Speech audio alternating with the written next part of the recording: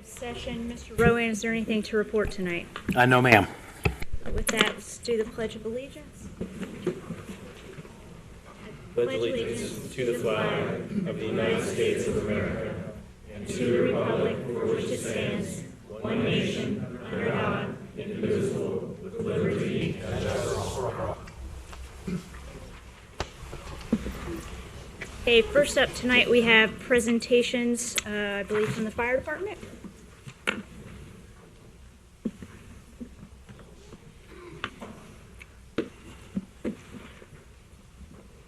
Good evening. I'd like to, first of all, introduce our newest full-time firefighter paramedics in the fire department. I'd like to ask Doug Rolfe and Alex Seamer to please step forward.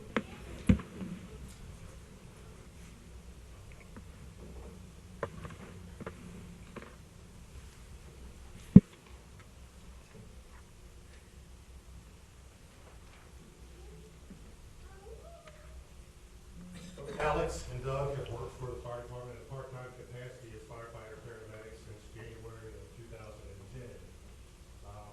Having successfully competed in our hiring process, personally, having worked side by side, these two young men, I can honestly say that I think both of them will represent the township and the department in a very professional capacity. So I want to congratulate them and welcome aboard in their new position. At this time, I will administer their oath of office. Raise your right hand, please, and repeat after me. I state your name. I, Alex Seaman. I, Doug Ross. Do solemnly swear Do solemnly swear that I will uphold the Constitution of the United States of America I will uphold the Constitution of the United States of America and the Constitution of the State of Ohio and the Constitution of the State of Ohio and its bylaws, and its bylaws, and that I will faithfully execute and I will faithfully execute the duties of career firefighter paramedic in and for Colerain Township, the duties of full-time firefighter paramedic for Colerain Township, Hamilton County, Hamilton County, State of Ohio, State of Ohio, to the best of my ability, so help me God. to the best of my ability, so help me God. Congratulations, Joe.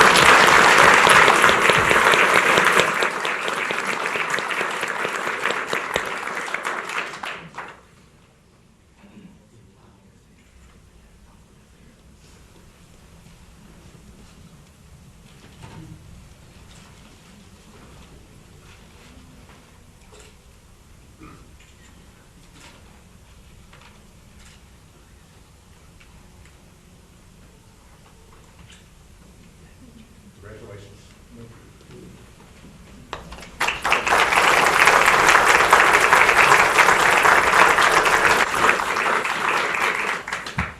Next, I'd like to ask Battalion Chief Chuck Long to come forward, please.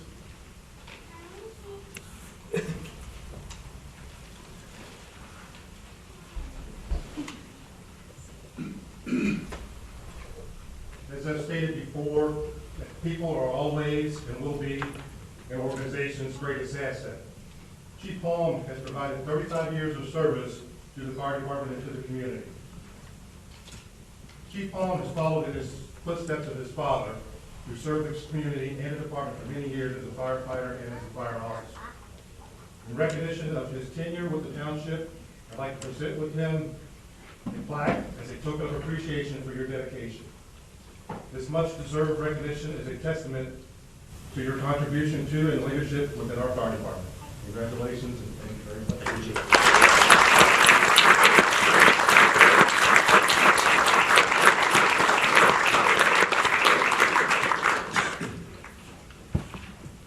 Each year, Mothers Against Truck Drivers holds a walk nationwide to help raise money and awareness for their cause. Each area has what's called a Chief's Challenge. They try to see who can raise the most money and the most participants. So I'm going to ask Patrick Quinn to step up. He kind of spearheaded this for us this year, and I'm going to let him call his guests up. Mr. Young, would you come forward for Matt? All the other police officers and CTA members would step forward also to receive this award. First of all, my name is Randy Young. I'm the program coordinator for the Southwest MAT office, located just a couple miles down the road. It was MAD, of course, has been celebrating its 35th year, and Andy Raycamp founded the Southwest Ohio office just over 30 years ago. One of the things that we have started, as the Chief mentioned and as Pat mentioned, is Walk Like MAD is a program that helps us to raise funds to be able to provide services to those individuals that have been affected by impaired driving. As a survivor myself, my daughter was killed 25 years ago during her senior year on a Christmas holidays. And I know for personal fact and personal experience how MAD was very instrumental with us to help us get through the trial of the driver that was convicted of 2 counts of vehicle homicide that killed not only my daughter, but also someone else. About 7 or 8 years ago, when I left the radio industry in Washington Courthouse, Ohio, the position became open to MAD to be a program coordinator. And through that, I've had an opportunity to talk and hopefully help other families that have gone through this tragedy. Walk Like MAD, this year, as mentioned before, has started a battle or kind of a challenge with the different law officers and law enforcement agencies around this area. This year we had 4 that participated in our walk recently at Blue Ash, and we had a trophy we're giving away for the most money raised and the most walkers. So we thought, okay, that'd be a good idea. Maybe one of the agencies raised a lot of money, maybe another agency would have a lot of walkers. But no, Colerain didn't want that. They wanted it all. So they are going to be presented both trophies. One of these trophies will go, they raised over $1,400 for a walk. We had 41 walkers. So congratulations again, the tip the hat to Pat for putting this all together. So we're going to present this trophy to him and his representatives. And again, thank them for their support for our Walk Like MAD, and we hope that it can even be bigger and better next year.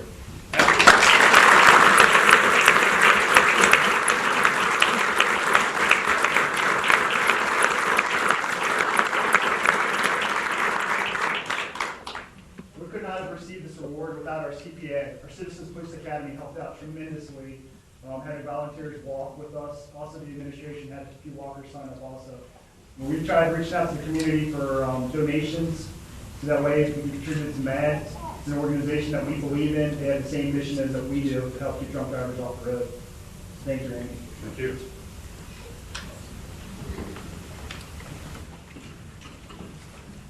I know there were a lot of people here for the firefighter and the police officer thing. If you were here with those family members, you do not have to stay for the rest of the meeting. Feel free to leave now if you so wish. You don't have to. But you are not going to offend us if you want to go take pictures in the rotunda with your family members. So, at that point, we have the citizens' address. And first up tonight, I have Rick Ralston. Mr. Ralston.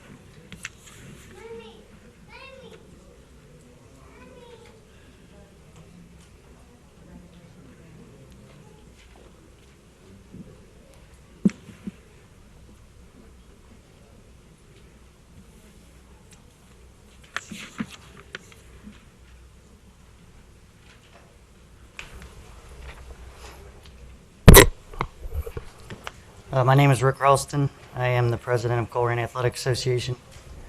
We're a nonprofit youth organization in Colerain Township.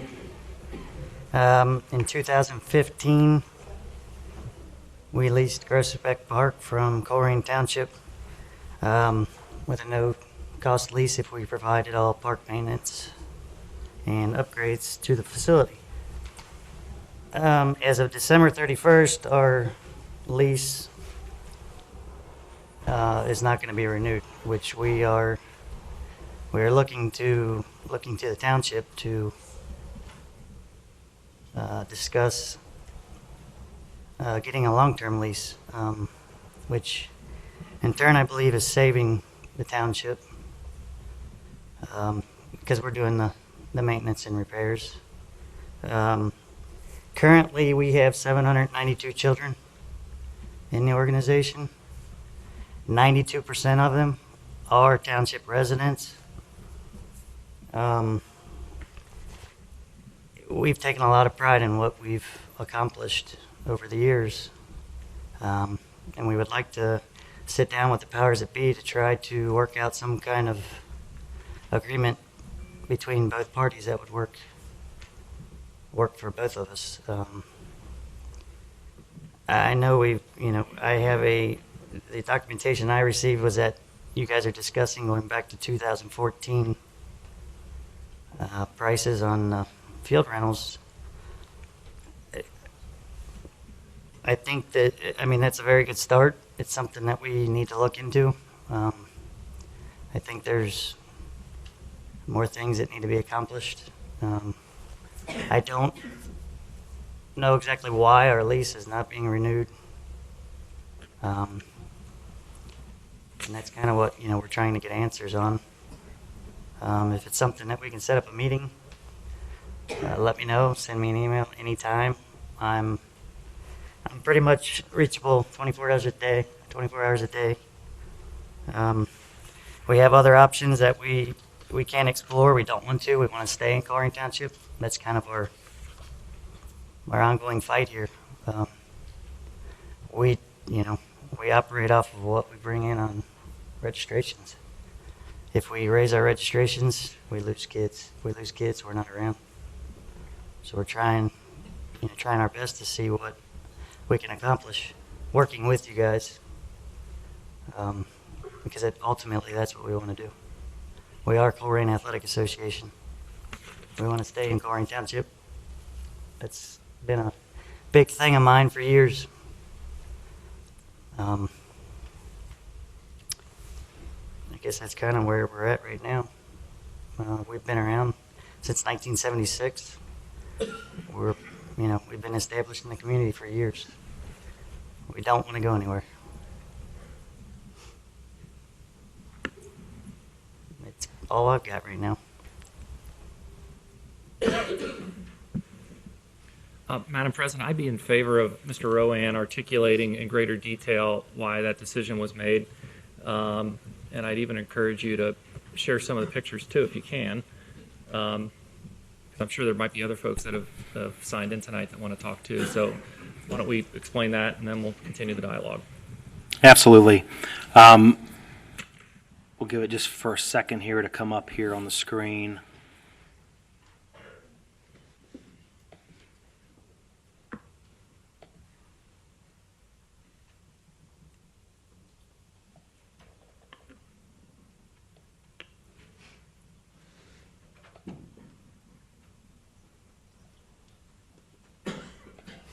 While we're waiting, can you kind of set the table for us on Sure. the maintenance issue? And Yeah, absolutely. I've actually been in constant contact with our Parks Department employees for the past year as we've monitored this lease agreement.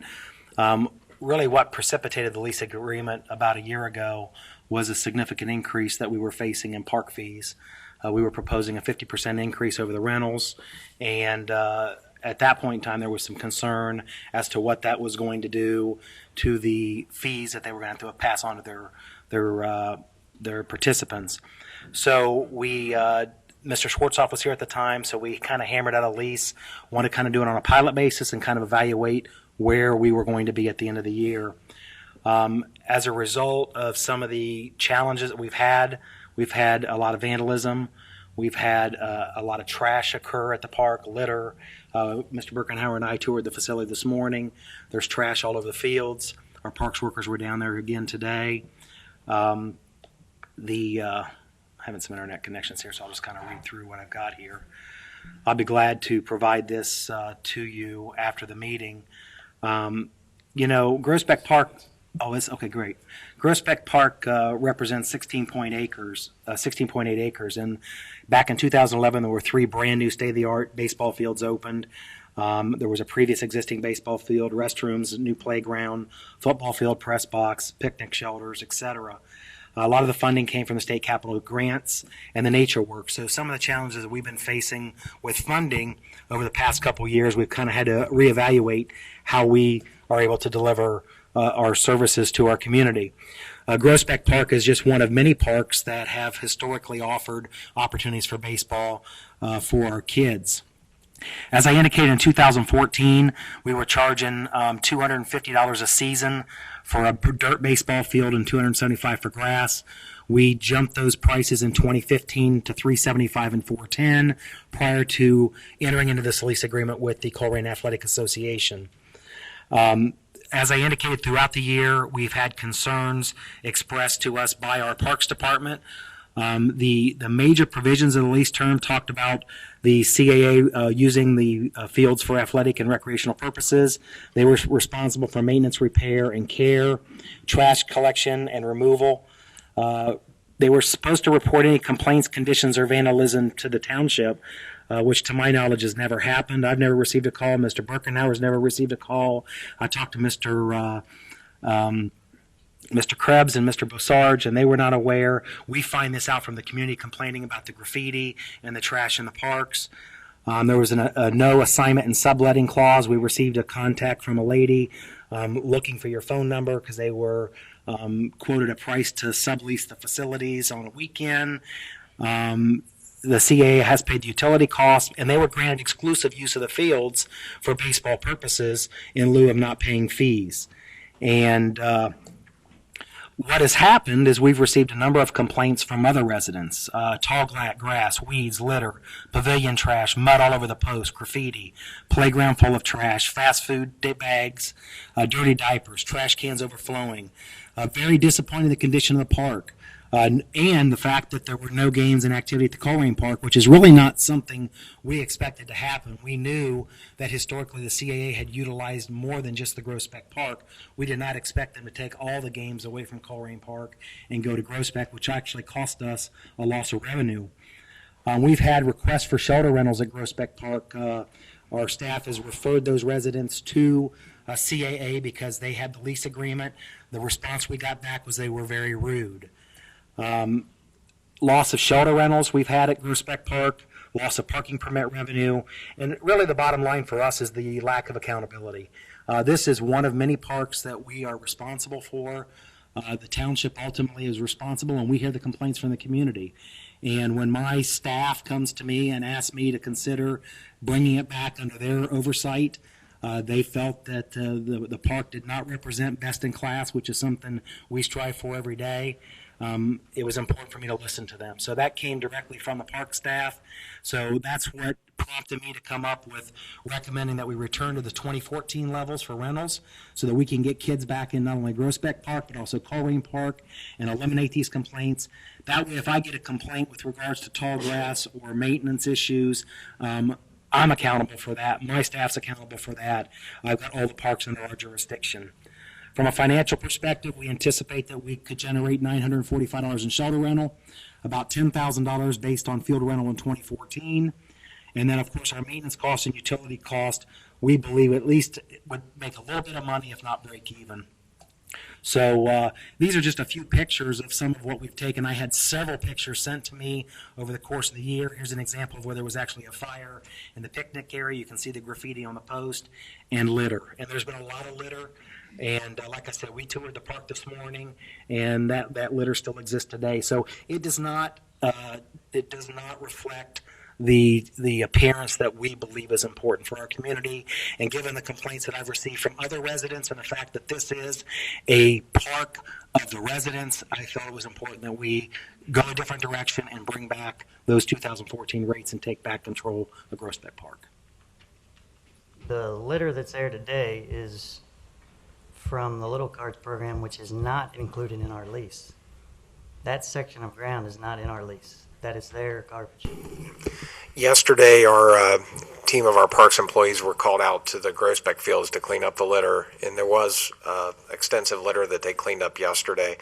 And I started receiving complaints back in April, Mr. Ralston, and I was forwarding those to you. But, I mean, immediately we signed our lease in March. The complaints started coming in April with foul language on the K through 6, the playground set. And, you know, with Colerain Township, we have a zero tolerance policy for that. We're literally, once it gets reported, it's 24 hours, but we're getting these and they're not being taken care of. I mean, I can't expect somebody to police 24/7 vandalism, but we expect it to be taken care of when called. And continuously when we're going out there, the restrooms were really consistently dirty, garbage around there, no liners in our trash cans.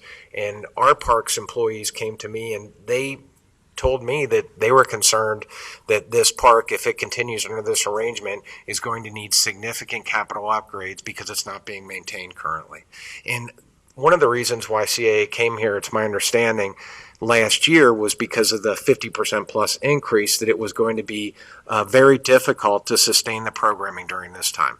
Now, that being the case, we thought to help the residents, we're going to maintain this first class like we did previously for the people that are renting it, including Colerain Athletic. That being the case, we're rolling back the 2014 numbers to what they were, so that it's not a hardship on the teams. That's the reason why we did the whole lease. And I think Director Malloy was the person that you initially dealt with on this lease. But at the end of the day, we were getting a lot of complaints, a lot of litter, and a lot of our employees were still at the park picking up litter and doing things to maintain this, even though it wasn't, per the lease, our responsibility. Yeah, I mean, I know that I know for a fact the restrooms, the fields, that area was never, there was never litter. If it was prior to us being there, which we would come in, you know, I work full-time job, come in, everything was picked up. At the end of the night, we would pick it up, dump the trash receptacles in the dumpster. As far as the restroom facility being trashed, I can tell you that I have a board behind me that is going to argue the fact that that's not the case. Yeah. And I'd be happy to send the emails and the voicemail complaints that we've received to your attention, and they've also, many of them included photos as well, and I'd be more than happy to share that with you. And they started coming in as early as April. I know there's a lot of complaints that were posted to you from White Oak because they were mad because we had Groesbeck Park. You know, that's all, a lot of that. You know, as far as the trash issue now, a lot of that is not generated by us. I understand, you know, it's our responsibility to pick it up. You know, we've tried to keep up on the shelter as much as possible. I know the fields, you know, my personal opinion, I think the fields are probably in the best shape they've been in. And that's volunteer work. If I may, I don't want to interrupt you. I think that your intention from your presentation is just to let the lease expire. Is that correct? Yeah, that's correct. So that being the case, I know a lot of people have some concerns about what was asserted, and I don't want to get into this isn't a court, so he said, she said, you know, your residents, you need to be heard on this. It might be more productive, and I know our administration is going to be in for this, for you to sit down with Frank and Jim and talk this out. Right. And That's maybe all clear up some confusion and come to maybe a new agreement or satisfaction with where you are, you know, moving into 2016. That's what we want. I mean, right. What's lost in this, I think, is the kids who, you know, are playing baseball and need to have a place to play baseball. That's our main. A lot of this, you know, government stuff kind of loses that issue, and I don't want that. So if we don't, you know, I don't want to. Anybody can speak if they want to, obviously, but my point tonight is if anybody wants to talk, I think it's probably more productive if the leadership of the CAA talks with our administrator offline at some point. I encourage you to do that. I mean, that is the ultimate goal here. We'd like to sit down and, you know, see what we can come up with. Yep. You know, it's better than, like you said, screaming matches and he said, she said. Okay. Thank you. Thank you. We put a sign-in sheet. That's how we do this. We don't. First time here, so. Okay. Well, we don't. We had problems with that last time, so we had a sign-in sheet. I've got Mr. Spradlin next. Mr. Spradlin. Pass mine to Todd Abel so they can speak. Sure. Go ahead.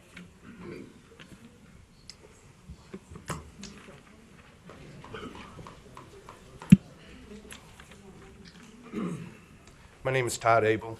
The main thing here is, I'm a little nervous. The main thing here is the children that are playing baseball and softball. We give a good price for them to come in and play. I'm one of the coaches.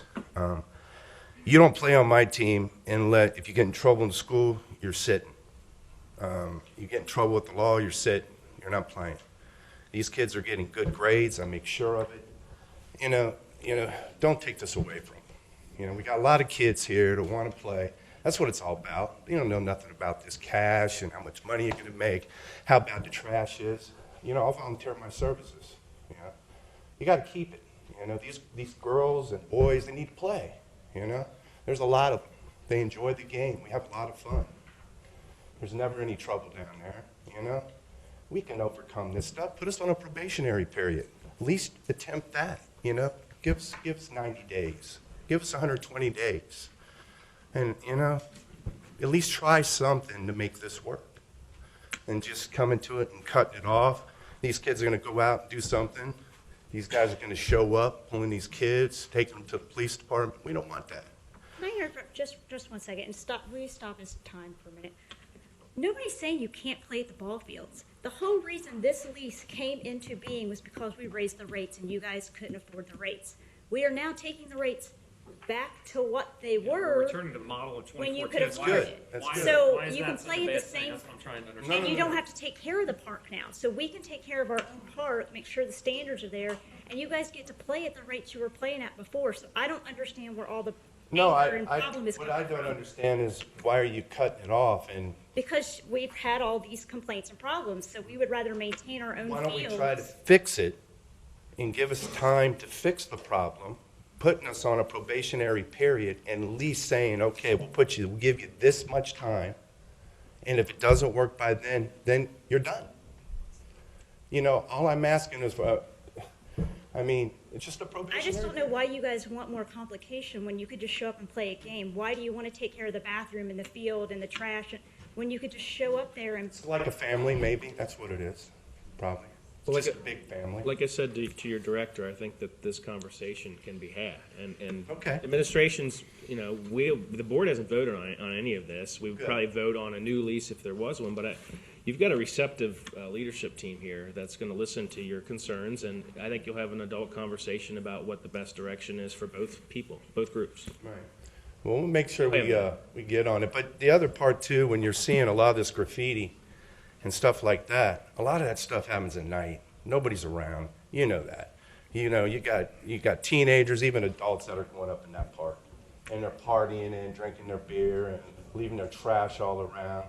You know, and you know every day, you know, when they come up for a weekend and they're playing a softball tournament or something like that, you know, you got to give us time to get in there. Now I know it's been bad lately, but we'll get it done. We'll make it work. And you know, this all comes down for the kids. So our kids, your kids, you know, we got to do it for them. And again, I don't understand why you just can't give us a probationary period to make sure we start doing it the way you want it done. That's all I'm asking for. Thank you. Thank you. I've got Marie Spradlin. This Mary Spradlin. Oh, I'm sorry. Since the decision has been made that you guys have made up your minds, I'm going to pass except for to say that my husband and a lot of these other men and women that volunteer their time, even back when you guys did take care of the parks, they were up at the parks at 6 a.m. dragging the park fields, lining the fields, fixing the fields after rain so that we could play. So you may have been doing the large maintenance, but these guys were doing a whole lot more than you guys will ever understand. So that's all I need to say. Got Jenny Jones. Ms. Jones? Good evening. My name is Jenny Jones, and I have a son who has played in Colerain Athletic Association for 8 years now. It's been a wonderful experience. I'm glad that the township is open to working with Colerain Athletic Association because it is an asset to the community. The one comment I would like to talk about, though, is we have been at Colerain Park up until this past year. And as far as the maintenance and the upkeep, I know in the ladies' restroom for almost 2 years you could not lock a bathroom door in that restroom. I made several phone calls to the township about it, and it finally was fixed. But I mean, weekend after weekend, there was no toilet paper in the restrooms. There were not paper towels. They were going to the concession stands, you know, to get napkins. So I appreciate that the township wants to do this, but then the township needs to hold up their end also if they want the support from the residents of the township. Having been at, I'm not on the board of the Colerain Athletic Association, but having spent the majority of my summer at Groesbeck Park, when we were there to play, it was in pristine condition. Our children were instructed by their coaches, who were instructed by the board. The dugouts are to be cleaned out, the trash is to be picked up. That was asked of the parents also. Now, as far as opposing teams that are in there to play, you have no control over that, just as we don't have control over it at Colerain Park. But I'm glad that yous are open. It's such an opportunity for our children. And, you know, if they can't afford to play in the township and they have to go to White Oak or Pleasant Run or Montford Heights, not only is that taking away from our children, but it's also taking away from the businesses in this area. Because before or after games, teams are going to breakfast or lunch. You know, the teams are going out together, but the businesses are going to lose also. Thank you. Thank you, Ms. Jones.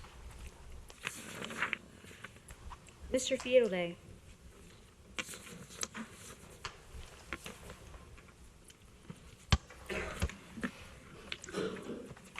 Just as a little side note, this whole thing started back, I guess, in whenever the township kind of confiscated that property from these CAA. That's what happened. That's what I'll say. You all need to find out what truly took place. Having said that, I got a thing in a paper to give you all. It says the county will avoid poop. County will what? I didn't hear you. Oh, yeah. Yeah, I've read it too.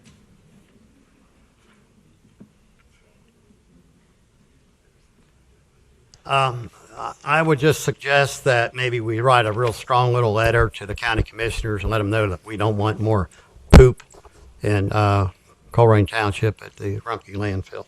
That's just being a little proactive rather than when they decide to do it, because we all know that the city's trying to push everything they don't want someplace else.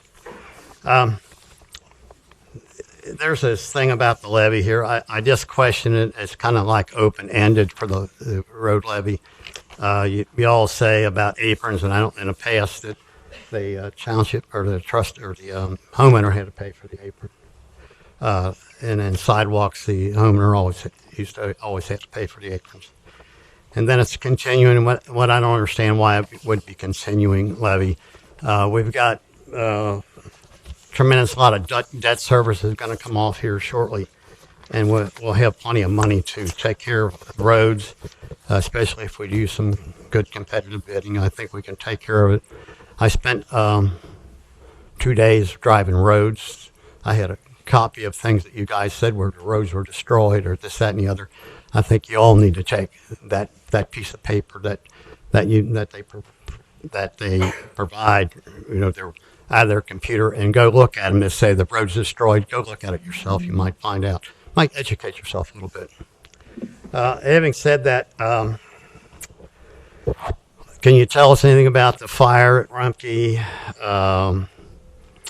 and the smell and whatever? And are we going to appeal that decision by the judge, because it's really kind of really off the wall how he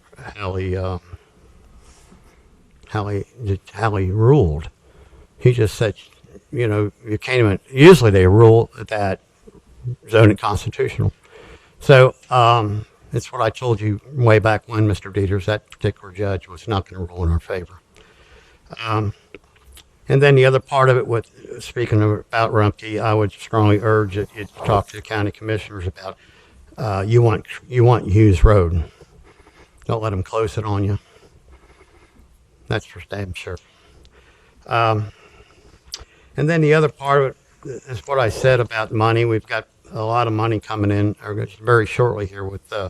We had debt service on the parks. They're going to be paid for shortly. The public works building is going to be paid for shortly.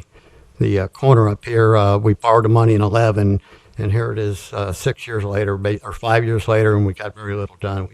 We got another $1 million laying around someplace. So you might want to deal with some of this, I guess, in some fashion. But the levy, I really would question quite a bit about it, the way you've got it worded, because it's open-ended. And then there was a recent article in the Northwest Press by Mr. Rowan. It says balance the budget and expectations, a formidable task. This is one particular project. I'm jumping in here because my time's running out. One particular project the leadership team is working through is re-engineering the process associated with nuisance, tall grass and weeds, property maintenance, peeling paint, falling gutters, and zoning infractions. You know, every time we get a new zoning person, we get new software, and it's by some team within the township that determines that. And the team, it's quite obvious they don't have the expertise. Before we spend more money again, and I use again on that, how about getting some real professionals to come up with some software? So I'm sure you can buy some good canned software. But we've done this numerous times, and we're back to square one. You know, it's like this thing right here. We just spent $7,000, and you try to listen on the computer, and it's not very good, the audio. Thank you very much.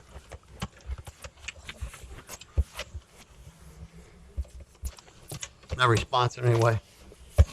I'll address most of what you said. Excuse me? I'll address most of what you said in my trustees report. You say you will, or? Yes. Okay, now? And we can talk after, too. Oh, you don't want it in public, huh? Okay, thank you. Mr. Lohr?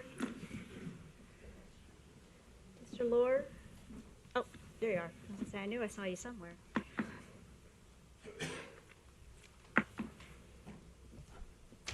My name is Ken Lohr, and I live at 9919 Devil Knoll Drive. I'm here tonight to place in the township official record my thanks to the EMS personnel who responded to my 911 call on August 21st. After arriving, they stabilized me before my pulse went out of control. My heart was quivering instead of pumping. After I passed out, they shocked me to get my heart pumping again, and they transported me to Mercy West, where they again had to shock me on the way. I would especially like to thank Jason Davis, Steve Hammonds, and Joe Plackey for their professionalism and expertise, which has enabled me to be here tonight. Also, I thank Jim Bowman, Kirsten Gabbard, and Mike Kiki for their help in getting me from the house into the ambulance. A special thanks is in order to Captain Will Mueller, he's the head of the EMS operations, former Fire Chief Bruce Smith, and current Chief Frank Cook for their leadership in making the Colerain Fire Department a gem to be valued by all citizens. Former trustees are to be congratulated for their support of the fire department over the years, and I sincerely hope that the same support will be considered by the current and future trustees. All the responders and the nurses and doctors at Mercy West were great in giving me another chance to live. Finally, I'd like to thank Jenny Key for publishing my 2 letters to the editor recognizing the great quality of care provided to me by the Colerain EMS crew and the nurses and doctors at Mercy West. Thanks.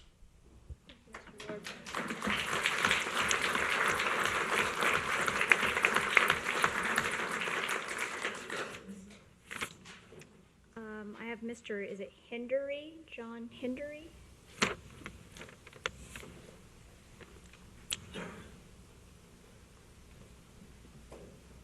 I'm going to start out by saying that as far as the lease goes with the Colerain Athletic Association, how do you plan on replacing all of those volunteer hours? That's the community getting together to do something for itself rather than looking to government to do things. And I think that's something that we should foster in this township. The other thing that I wanted to talk about was looking at the levy. This thing is open-ended. We just passed a police levy. I know you guys aren't responsible for it, but we also just passed a huge bond issue for the Northwest Schools, which Colerain Township is part of. When you look at the demographics of Colerain Township, there isn't a whole lot of blood left in this tournament. All right. This is basically open-ended. If we need roads, let's put a road levy on the ballot. If we want to do something for the senior center or the community center, let's put a levy on the ballot for that.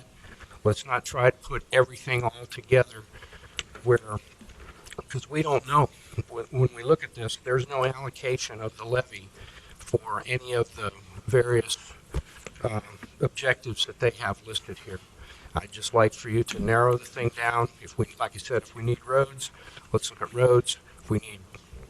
If we're going to do something with parks or something like that, let's put that on. Let's do something for the specific things that we need to give the people the chance to decide for themselves. Thank you very much. Thank you, sir. Mr. McVeigh?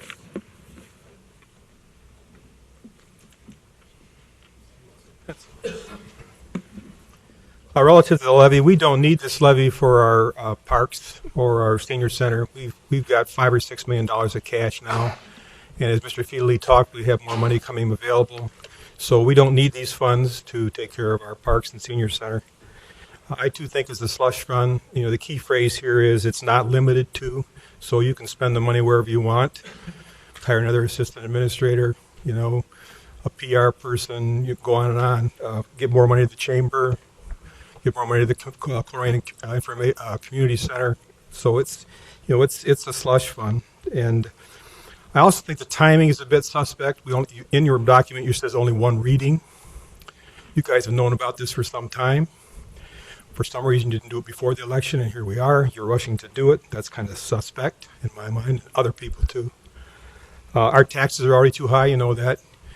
Another 2 mills would put us in the position of being higher taxed than any other township in Hamilton County, and I can give you the data if you want it. I'd like to see that. I'll give it to you. The other thing, just to keep in understanding, is that in our township, one gentleman talked about it previously, 45% of our households, that's with 1 or 2 people working, make less than $45,000 a year. Many of the people who are on Social Security, as you know, will not get an increase this year, but their premiums for their medical care is going up. These are the people that you want to tax who are already overtaxed. Specifically, I would ask Mr. Dieters and Mr. Ritter, you have 2 more years here to serve here, and what we're asking for is, what is your specific commitment? You want $2.5 to $5 million over your term. And what are you going to fix? Which roads are you going to fix? What specifically are you going to do with the senior center? And the reason I ask that is that less than a month ago, I was here and I asked you what your plan was, and you admitted you don't have a plan. So now you're asking the residents to come up and give another $5 million a year for you when you have no plan. Now I submit that in a business venue, if you walked into a banker and said, over the next 10 years, give me $25 million, the banker would say, what the hell are you doing with my money? You guys owe this to the residents. What specifically are you planning to do? It's sad. It's sad. That's the thing I can say. If you have no plan. Wait a minute. You stop this clock for a second. Thank you. Do you think we voted on this yet? Are you assuming we voted on putting a levy on? We're going to see if you are or not. You're making accusations like we've done it. You have a levy here. Disingenuous. I mean, you're coming up here calling us names, saying we don't have a strategy. We don't have a funding source. You don't have a strategy. We don't have a funding source to make a strategy. Well, you don't need the board. You don't need a funding source to make a strategy. You go to a banker and say, "I want $5 million." The banker's going to say, "Let me see your plans." You have no plans. I don't need him. Just get the clock going. You don't want to hear from me. That's the truth. You don't want to hear anybody. You're a professional critic, respond. Mr. McVeigh. It's priceless. You've carried this vendetta since you got dismissed from the Financial Advisory Committee. This board could cut taxes 50% and walk on water, and you'd find a problem with it. You just made 2 statements that are patently untrue. I'm waiting to hear your Rumpke speech. Yeah, and you mentioned we're going to be the highest taxed township in the county with 2 more mills. That's patently false. Delhi and Springfield are so far There above it us. is. Look at it. That's Do you want to have a conversation, or do you just want to continue? and 2 mills do not raise 5 million a year. Because you've made some very incorrect assumptions have my about what time the back. board is doing. Can I have my And time I have back? to correct that. Can I have my time back? So he can look at the data. And if you guys have some plans, we'll see them, I guess. Now, As we discussed last time, we have a plan. Just because you don't like our plan doesn't mean we don't have I'd like to plans. see it. It's a reactionary plan. Isn't it? Like it doesn't mean He's it's not not listening. there. Isn't it? So, I mean, you have to convince the residents. I mean, they are listening to this, and they probably are wondering what you're doing. Or you. We had a question. Are you appealing? Are you going to say you're appealing this ruling from the judge? You're going to respond later on tonight? We'll talk about that. Okay. I just learned today that the recent odor complaints from the landfill have been increasing. And in talking, I don't know if you've picked up on it, but they're back to levels that we were experiencing a couple of years ago. And I'm told what the issue is that the gases in the underground burning fire are now lifting the leachate up because it can't drain. So we have a fire that's in a landfill, and it's not under control, and it's producing more odors. And as you guys know, odors are a violation of the Ohio Revised Code. So my question of you is, this is out of control and it's a public nuisance. Now, last meeting, we had you guys taking a resolution for a nuisance for noise. So my question to you, and you dropped that, I guess, I've heard, but we have odor issues in our township, and it's a nuisance. And I'm asking, what are you going to do about it? What are you going to do about that? You are elected officials. You're the only people we can turn to. And who is the governing body in Hamilton County for odors at the township? It is not Colerain Township. It's the Hamilton County Environmental Sciences. They are the controlling authority. That's why you're laughing. You know it. We're not in a position to affect change other than calling them up and say, help us. Jeff, I call them up and complain. If you call, Drive-by shooting, pull out your grenade, and throw it, and call them up scamper away. and complain. Call them up and complain, Jeff. Call them up and complain. Thank you. Right. See you later. Mr. Acton.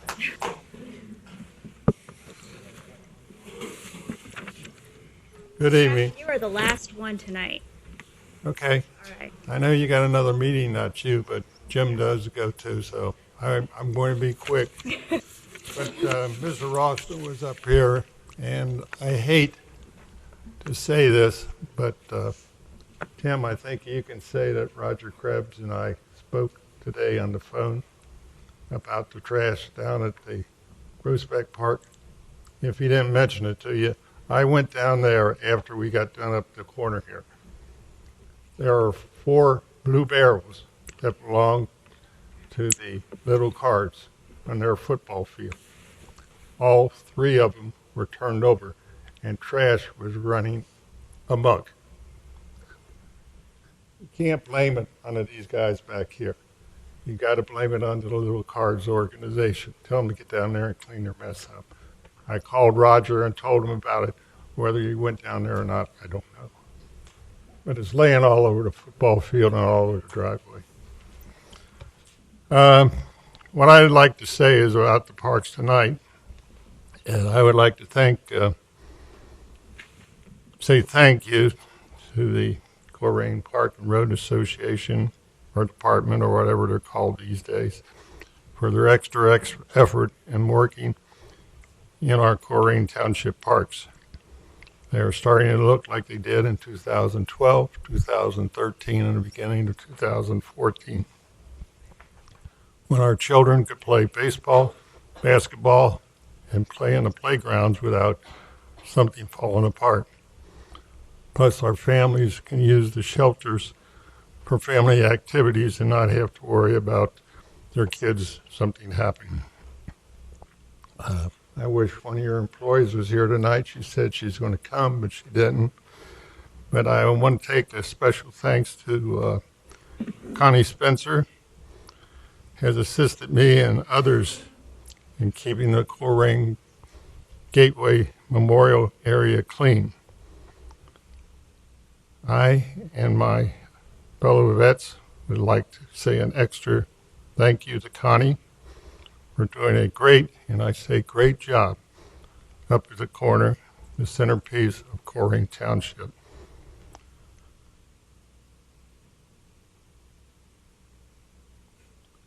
With her work and the work of some volunteers, it took less than 10 hours to complete over a 2-day period to get the place looking halfway decent again. That's less than $100, folks. I've got some bags back here. If my daughter would hand those to me. Just to let you know what we have done up there, and particularly Connie. This is a 35-gallon bag. She filled 5 of those in one day. This is a 55-gallon bag. When you open it up, it's probably as big as those chairs. Why? We spent, or I should say, we filled 7 of these up. That's just from the corner. And that's one person, Connie, helping us. Also helping us was the Purple Heart people who put the monument up there. VFW, Disabled American Veterans. They all were there in their own time, and all these guys are basically retired. I'll admit that to us. But I thank them all for helping us, and again, particularly to Connie. And for everybody here and the people at Raycross, thank you, and remember tomorrow is Veterans Day. Say a little prayer for all of us veterans who served and who are on a mission now to keep America free and give us the voice to be able to say what we do here this evening. Thank you. Thank you, Mr. Ackman.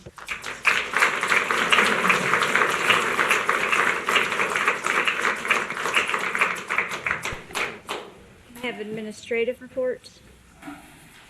You guys want to start first? Yes. First of all, from the fire department, I'd like to report on the success of our smoke detector installation blitz that occurred on Saturday, October the 24th in the Skyline Acre neighborhood. Over the course of about 4.5 hours, we installed over 120 smoke detectors in the homes within that neighborhood.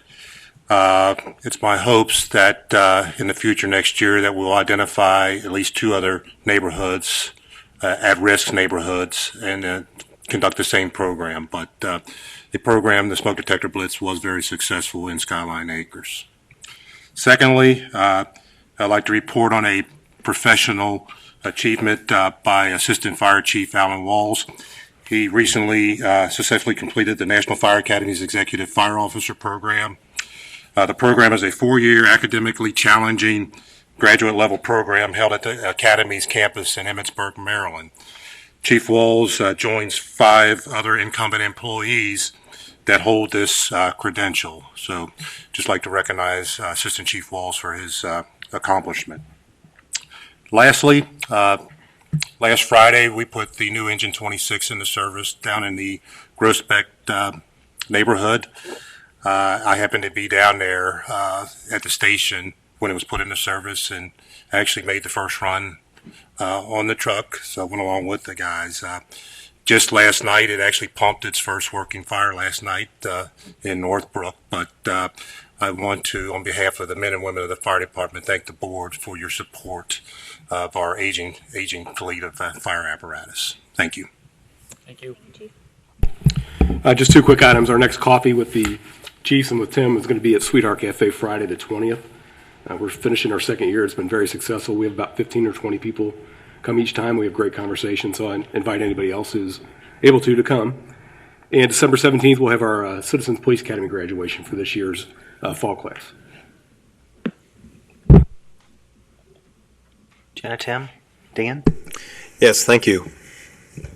As you know, we watched earlier in the year as events occurred in Ferguson, Missouri, and Baltimore, Maryland, and New York City, and throughout the country, and questions were raised about our public safety agencies, our police departments, and their ability to relate and communicate and engage their own communities, and most importantly, the African American residents that live within the communities. And questions were raised, and all while those things were going on, the police and fire leaders were engaged with a group from the Citizens for Civic Renewal, the Waterfowl Nation, to drive conversation here in Colerain, to build relationships. And as you know, we had our first conversation in July. We had over 80 folks attend that. Last Wednesday night on November 4th, we had more than 70 people in attendance, police officers, firefighters, residents, folks that weren't even from Colerain, came to have a voice, to communicate and converse about things that are real to them, fears, anxieties that go along with what it means to be a resident and what it means to be a police officer and a firefighter serving. And we ended the evening real shortly in summary with an opportunity to ask what they wanted next from us. And we were all educated and blessed with the comments of a 10-year-old little girl that said, it doesn't matter what color you are, it doesn't matter how big you are, or how small you are, or how old you are. We need to get along, and we need to understand that we can be afraid too, and we need to talk to each other. So basically what that did is it drove the conversation forward as what is next. And what's next is we'll have our third conversation in the new year, and we will drive it towards young people. And we're going to drive our mission towards getting not just high school age, which we've talked to already and engaged, but anyone, whether it be a 10-year-old, a 12-year-old, a 15-year-old, or 18-year-old. Let's bring that group back in and let's really engage them and then move forward as each group and come back together and really make a difference for what Colerain Township is about. So we're excited. It was a great event. We're continuing to drive forward. But as a takeaway, you wonder, okay, well, that's a lot of talk, but where's the action? We received as chiefs an email shortly after one of our fire captains, Darren Edwards, was in a conversation with his group, and the conversation about building and driving opportunities in the future. And he sat down, he put together a pretty good plan, and I could talk about it at great length, but what it is, it's about creating a funding opportunity, a fundraising opportunity. He suggests a celebrity dinner where we as leaders and celebrities from within the community and outside the community come in and provide the wait service to a formal dining opportunity and raise money to provide financial scholarships and support for young people identified from within our own community, some within our at-risk neighborhoods, within our church groups, and we identify these quality people for maybe there's a police officer, a firefighter, or somebody wants to go to school.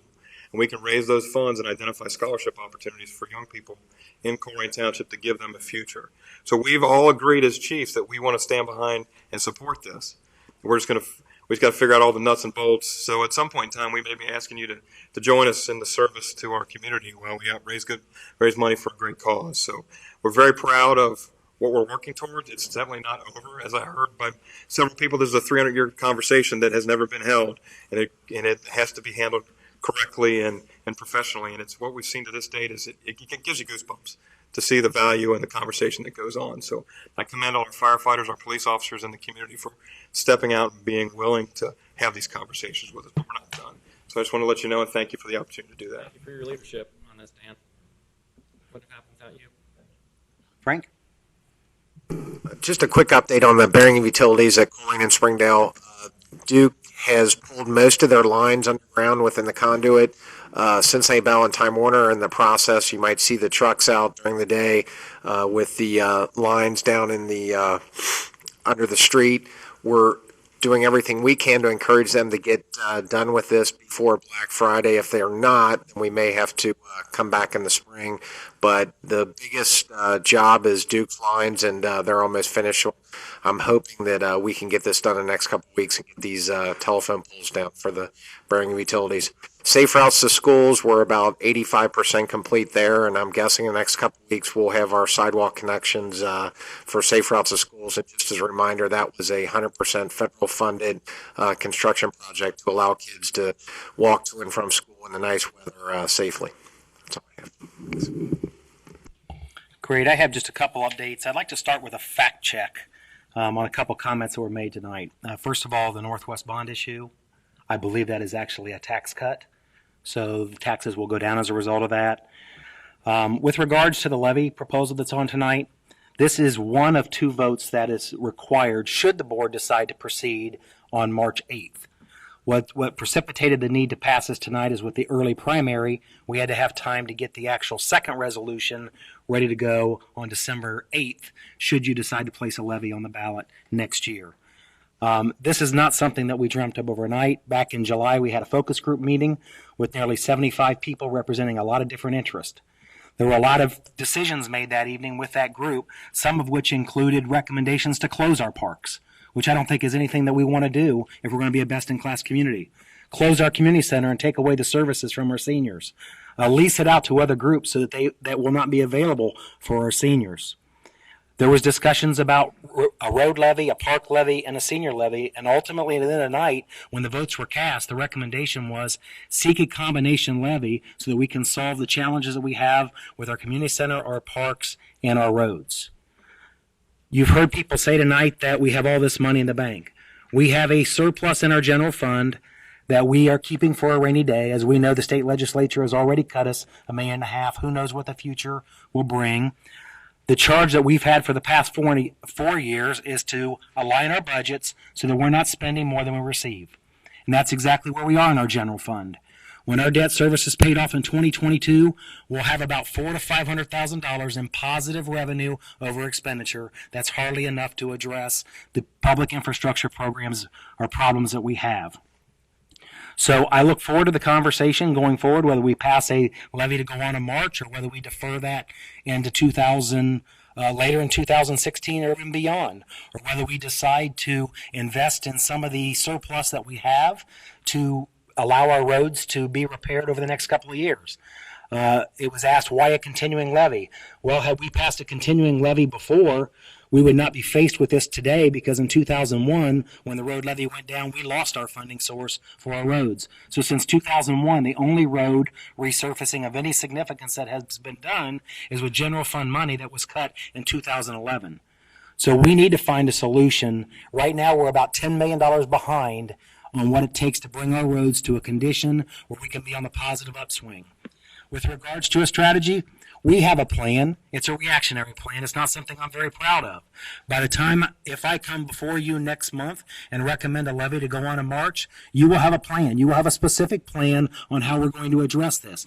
I don't know that we're going to lay out every road in that plan, but I will tell you that if that $2 million levy passes and it generates $2 million, the plan is going to have $1.5 million of it going to roads.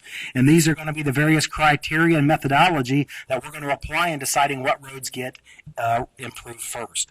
So I think it's important to recognize that these decisions aren't made just overnight. We've been talking about this for a long time, and we had a group of 75 people participate in that conversation back in July. There's two other things that were mentioned.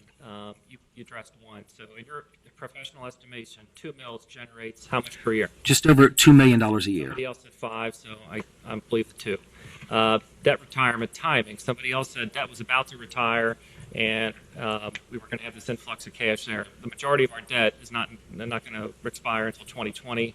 2022, all debts retired, and at that point in time, we should see a positive revenue over expenditure of about $400,000 to $500,000 in the general fund, which is right now the source of paying all the debt, including the parks, with the exception of the fire bonds. Do I get to respond to the accusation he made? No, sir. No? No. Just think, people, you're spending $40 million and you're telling you... Sir.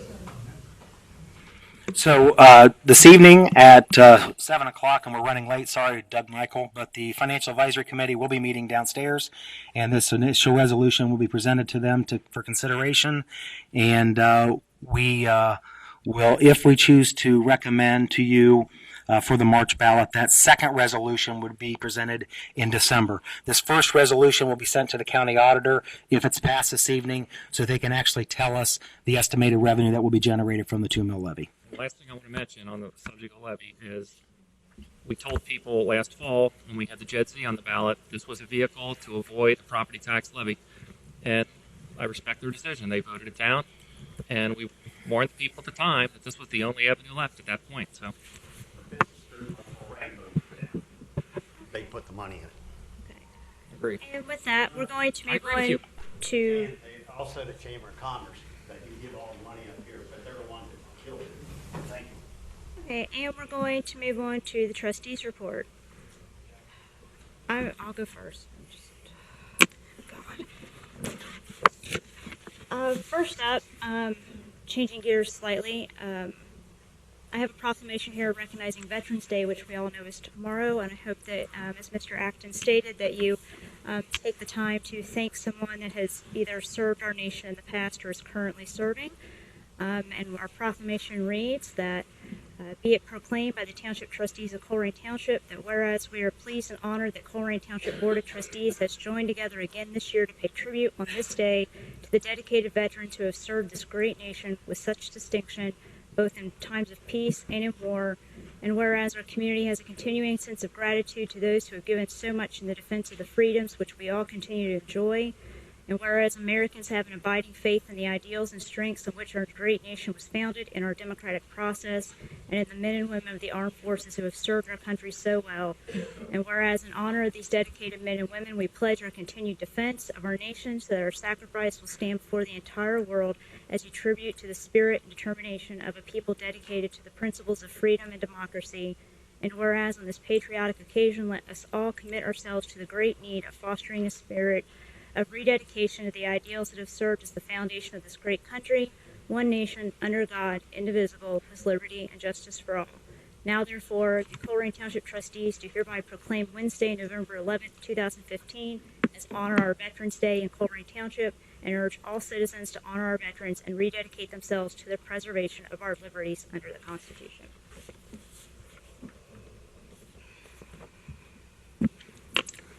Yes, as Mr. Acton said, I think we don't have this spirited debate tonight as a free government without our veterans. So to the members of the community that served, I thank you. To the members of our staff and leadership team that served, I thank you. We need to keep a perspective sometimes when we have a country that's as great as ours is. So please take a moment tomorrow to honor our veterans. I will address the Rumpke case. I think it's the board needs to address it. It's easily the most important issue that I think this township faces and probably will face for generations. We had a ruling from a Hamilton County Court judge that after a long trial and a significant litigation that determined that Rumpke, based upon the evidence, is permitted to expand according to his ruling. That's obviously not the end of things. We've got an appeal that is, if the case is appealed, to be filed in December. The board's been talking to our attorney offline. I can assert that no decision's been made on the appeal at this point, but we've all been discussing with our counsel the appropriate decision in that case. I will tell you from a personal level, this has been the most difficult thing that I've ever had to deal with from a decision maker's standpoint, and I'm not sure that there'd be any other elected official on the local level that would have something as challenging as this board has had to deal with, and prior boards, frankly, as far as the Rumpke expansion, because what happens with Rumpke will have a say in defining what this township's about for a long, long time. And we went through a very difficult process with the consent decree, and a lot of people have said, oh, you should have done this or you should have done that, and I appreciate that, but I think that is a little misguided in considering what the board had to consider. I mean, I've lost probably weeks of sleep over this issue, and I know what it means. So as we move forward, I'm asking for you and anybody watching on Waycross to engage with this board, okay? We've got a few weeks to make an important decision. I need to hear from the residents. It's the nature of litigation that an appeal has to be filed. I want to know where we are as a community, what you think about this ruling, and where you think we need to go. So I encourage you to reach out to me. I will tell you, anybody that's ever called me at the township, you get a call back within the day, if not within the hour. So I encourage anyone that's listening tonight to let me know what they think about that issue.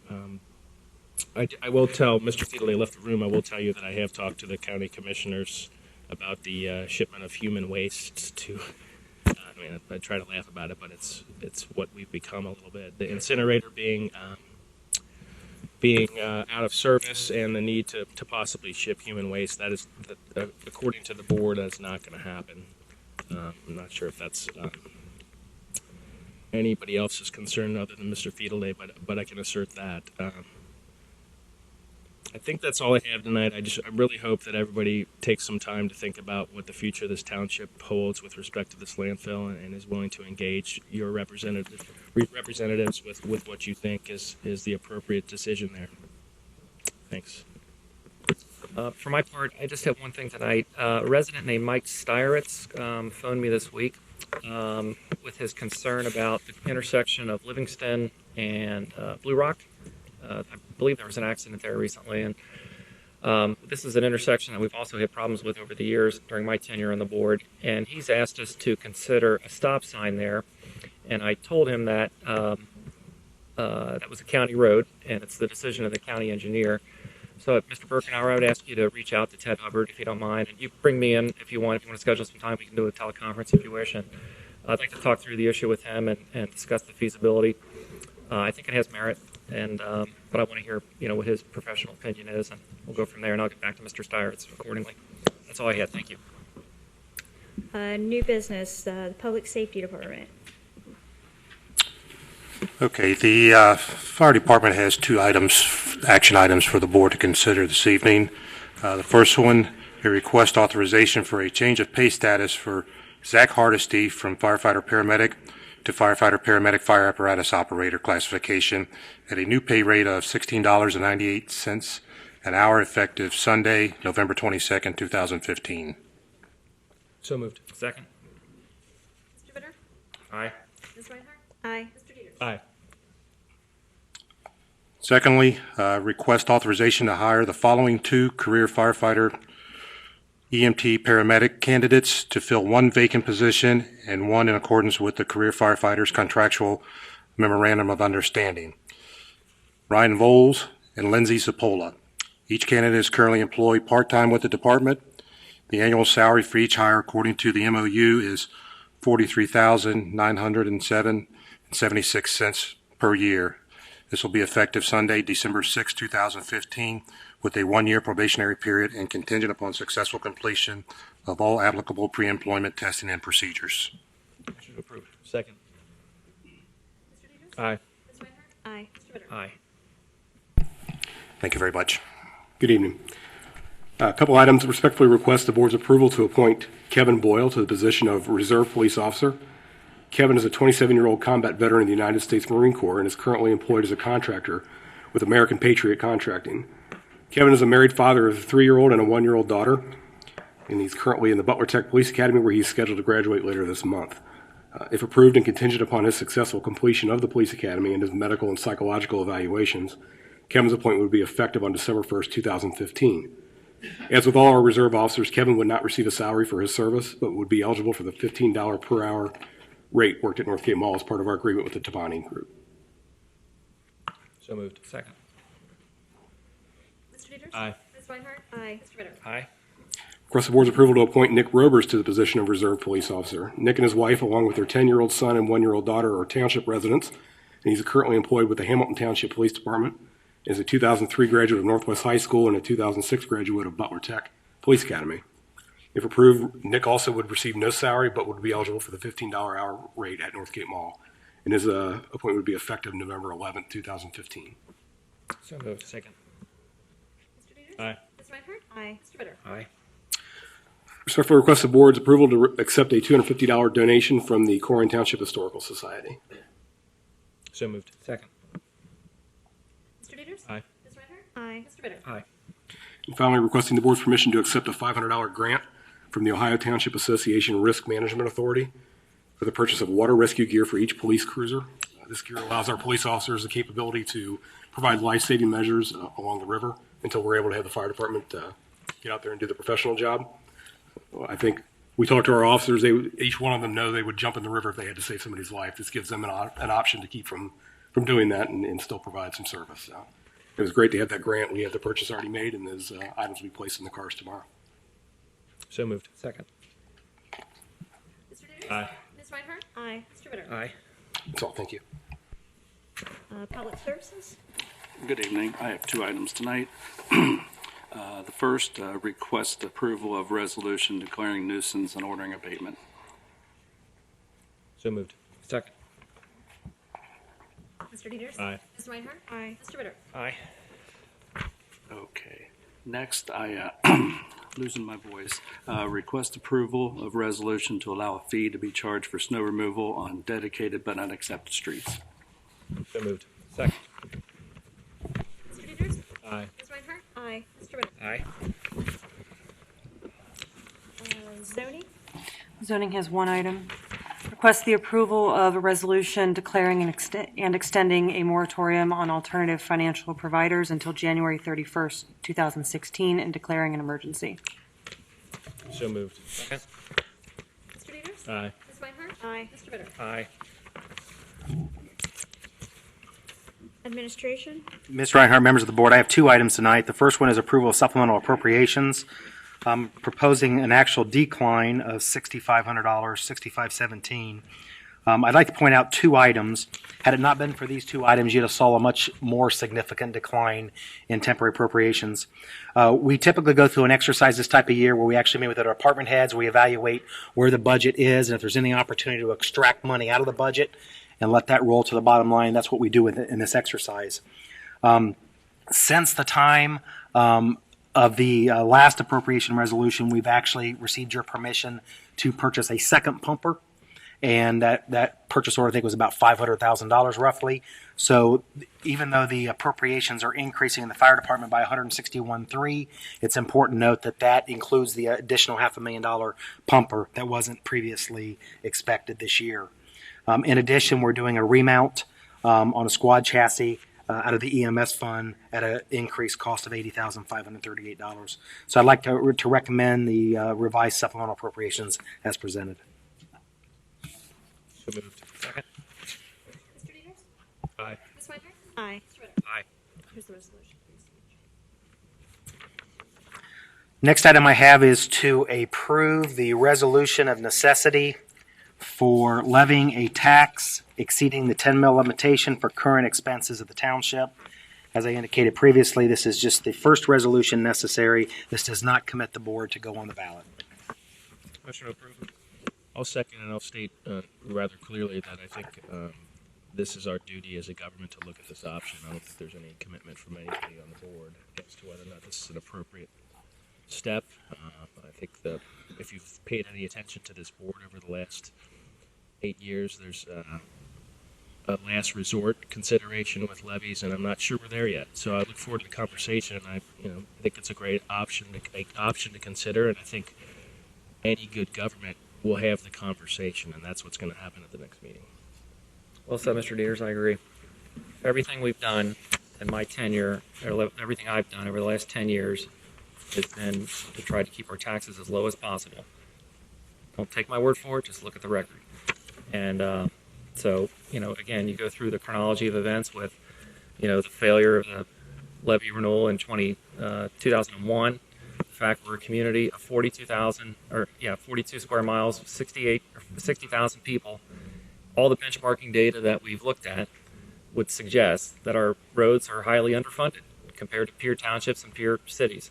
So it's on that basis that I approve this tonight, understanding that it is just an administrative step to continue the conversation and a check the box in order to be on the ballot if we so choose. So the die isn't cast yet. But for whatever it's worth, I just think, we've talked about this for a long time in steps leading up to this, including the JEDZ failure last fall, that this would be the only result left if that revenue source failed. So there you have it. Shall I call the roll? Mr. Dieters. Aye. Ms. Reinhardt. Aye. Mr. Ritter. Aye. Here's the resolution. I think we're doing this All right. I have the minutes of the special meeting of October 28th for your approval tonight. I have no changes. Nor do I. Okay. Move to approve. Second. Mr. Dieters. Aye. Ms. Reinhardt. Aye. Mr. Ritter. Aye. All right. Now I'd like to ask for the board's usual approval of payroll, purchase orders, and receipts. So moved. Second. Mr. Dieters. Aye. Ms. Reinhardt. Aye. Mr. Ritter. Aye. And I also would like to offer my personal, I know the board has expressed it as well, just happy Veterans Day, and thank you to everyone who has served. My father and grandfather were both in the Navy, and I just know the things that they talk about and the things they don't talk about. And so I just certainly thank everybody that has served, and more importantly, their families that have served. I know Grandma, and it was really rough for Grandma when Grandpa was gone and my dad was a little boy. So thank you to all the servicemen and women and their families. Mr. Rowan, is there any further need for executive session? Motion to adjourn. Second. Mr. Dieters? Aye. Ms. Reinhardt? Aye. Mr. Ritter? Aye.